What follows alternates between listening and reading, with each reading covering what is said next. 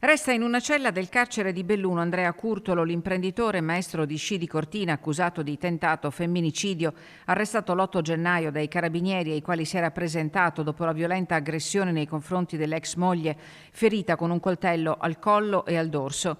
Il GIP del Tribunale di Belluno, accogliendo in toto le richieste del PM Claudio Fabris, ha convalidato l'arresto e disposto la custodia cautelare in carcere. L'udienza si è svolta nelle scorse ore. Ad assistere Andrea Curtolo da Firenze è arrivata l'avvocata Sabrina Bolognini. La coppia era separata consensualmente da 6 anni e lo scorso novembre la donna aveva contattato il suo legale per avviare l'iter del divorzio.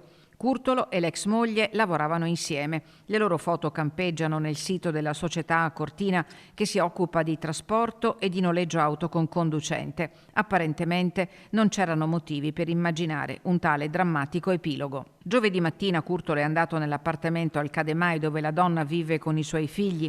Lì il rancore del 52enne ha avuto il sopravvento. Le ferite inferte all'ex moglie hanno fatto scattare l'ipotesi di reato di tentato femminicidio. Severissime le pene previste dalla nuova norma entrata in vigore a fine 2025.